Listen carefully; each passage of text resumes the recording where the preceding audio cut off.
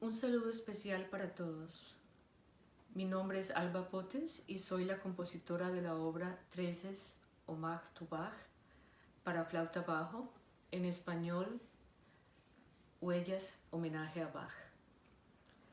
Les agradezco profundamente a Melissa Vargas y a Diana Ortiz y al Festival de Mujeres en la Música Nueva 2020 por haber creado este espacio para las 5 compositoras con las que me place compartir esta convocatoria y de poder contarles cómo ha sido mi proceso como compositora desde la infancia. Este evento es de gran importancia para mí porque enaltece la actividad creativa de las mujeres en la música, por haber sido organizado por un grupo de mujeres colombianas y por tener lugar en Colombia, el país donde nací. Nací en Cali, Colombia, y allí viví hasta el año 1983, cuando me mudé a los Estados Unidos. La Cali de esos primeros 29 años de mi vida era una ciudad bastante apacible, con algunos edificios de influencia centenarista y republicana francesa, muchos de ellos han sido derrumbados, y con vecindarios llenos de silencio, de árboles que nos brindaban una calma agradable. Los verdes de las montañas acompañaban la ciudad desde la distancia y le recordaban a uno que ellos eran los testigos del pasado, del presente, y que siempre estarían allí mirándonos, cuidando de nuestros pasos desde la lejanía. Mi padre nació y creció en el Edén, una hacienda de la familia de mi abuela materna en el Valle del Cauca. Nunca dejó de anhelar el campo y de allí que se preocupara por los árboles, que los reconociera por sus nombres y que hubiera trabajado en programas de reforestación en algunas áreas del valle. Entonces, es muy natural que mi primera obra, Canciones a la Tierra, haya sido inspirada por poemas de mi hermano y un poema mío, poemas conectados con ese aprecio por la naturaleza y el temor a su destrucción. Mi infancia estuvo acompañada por mi papá tocando la dulzaina o la armónica en las noches. Tenía un gusto ecléctico, mi padre.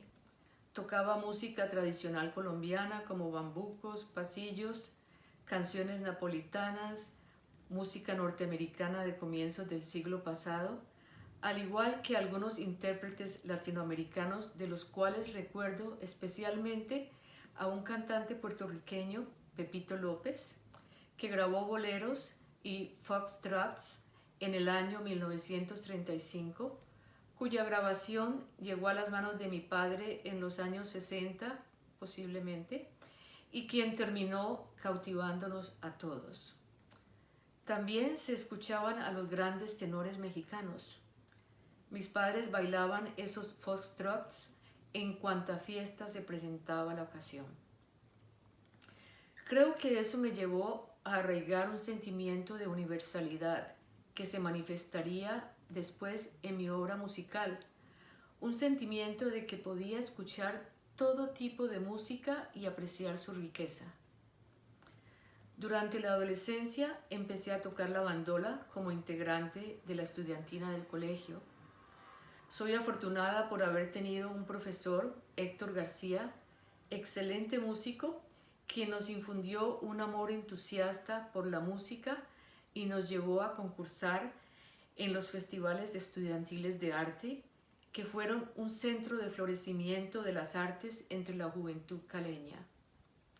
De allí salieron escritores como Andrés Caicedo, y allí compitieron mi hermano en poesía y mi hermana en teatro con las agrupaciones de sus colegios.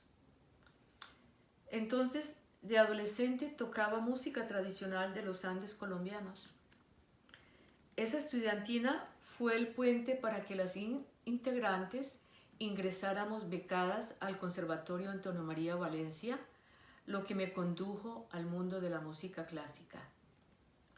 Crecí entre dos mundos durante parte de la infancia y la adolescencia, porque mis padres, en su búsqueda del campo, tenían una granja avícola y yo vivía con los abuelos paternos y después con las abuelas maternas cuando estudiaba en la ciudad durante la semana.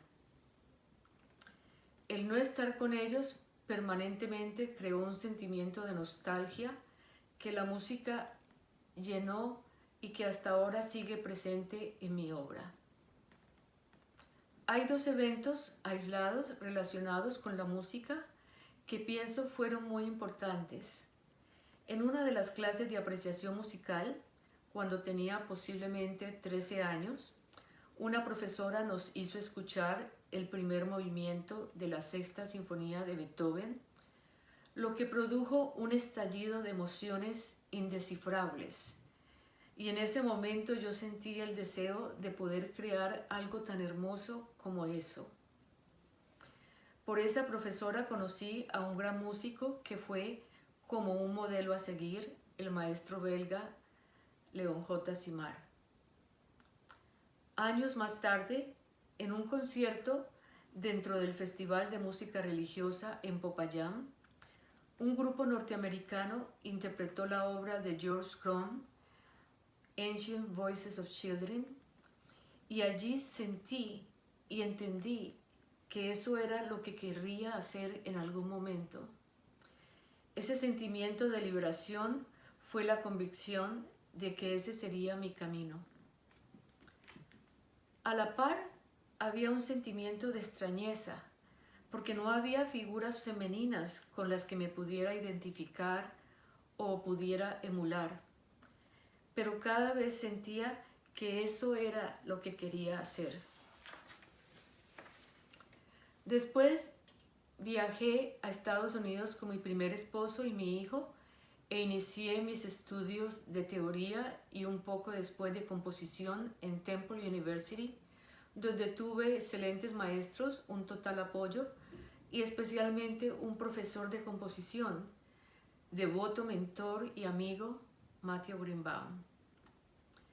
Desde esa época hasta ahora las cosas han cambiado en Colombia y hoy en día es muy natural ver mujeres con una formación académica en el campo de la composición. En aquellos tiempos no veía claro qué puertas tocar y esa timidez que me ha acompañado hasta ahora me ha llevado a la búsqueda de la soledad y que en esa soledad nazca la creatividad para mis composiciones. También esta soledad me brinda momentos de análisis y de observación del mundo musical femenino actual, en el que admiro su fuerza para asumirse como mujeres y artistas. Este espacio todavía continúa siendo reducido para las mujeres. La obra que van a escuchar es producto del mismo sentimiento de añoranza y de reafirmación, al tiempo que busca conexiones con el pasado y confirmar mi presente.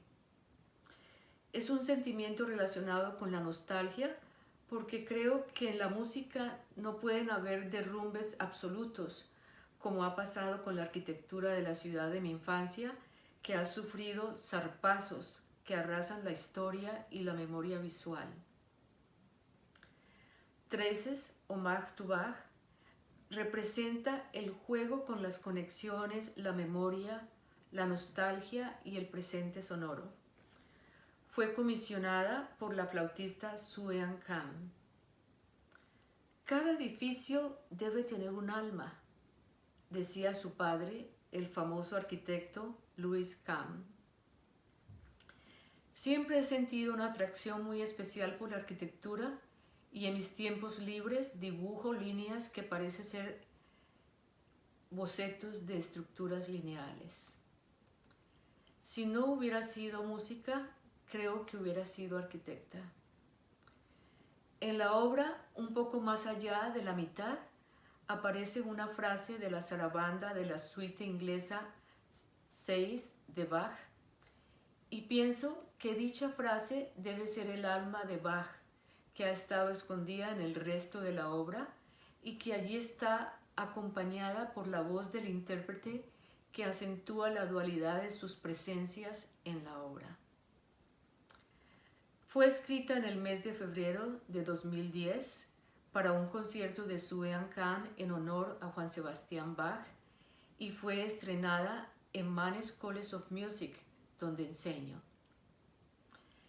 En Treces Hommage to Bach imito un poco la idea de las tensiones y distensiones en las frases de Bach que están sostenidos por los hilos de las armonías. Exploro estos mismos contrastes a través de cambios en los gestos melódicos, desplazamiento de octavas, la utilización de efectos sonoros contemporáneos, cambios de registro y de cantos del intérprete que se intercalan o que se suceden simultáneamente con los sonidos del instrumento. En 2 o 3 otras de mis obras, he dejado un momento para que el intérprete improvise, pero recomiendo los sonidos para conservar una coherencia con las sonoridades de la obra.